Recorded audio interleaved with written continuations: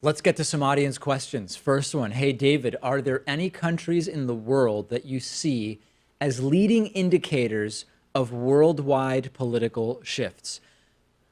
Listen, it's the United States. If we have to pick a single country, a lot of what you see in the United States is indicative of changes that are happening in sort of like the Western democracies. But lately, other than the total atrocity that is the debasement of the culture and democracy as a result of Donald Trump being president of the United States, the right-wing nationalist rise in a number of European countries as a whole, it's not just what's happening in Poland, it's not just what's happening in Germany.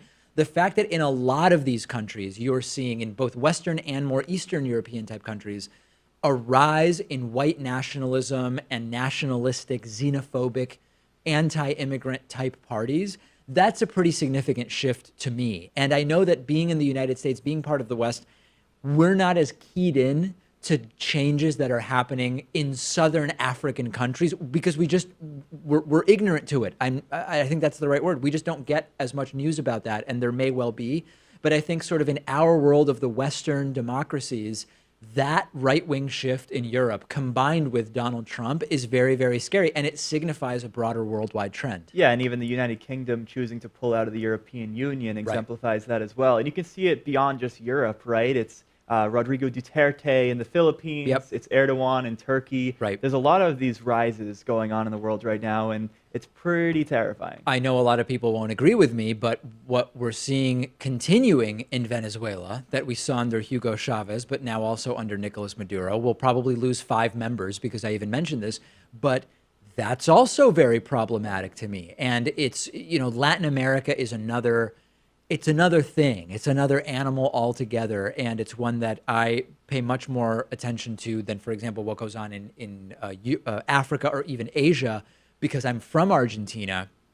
But that's been a wave that's been ridden for now decades involving the United States, pushing regime change in many cases, and so on and so forth. But it doesn't really represent a shift in the way that the white nationalist, extremist, identitarian types in Europe are scaring the hell out of me. Yeah, and unfortunately, there's no real way to predict where it's going to, No. right? I mean, we think it's getting more right-wing and authoritarian around the world right now. Yep. Doesn't mean that in 10 years it'll be the same thing. No, but 10 years is a long time to do some damage, right? 10 years is enough elections in a lot of those European countries in 2 years, in 3 years, 4, 5, 6, where by 10 years, imagine that there is just like a massive leftward swing in 10 years.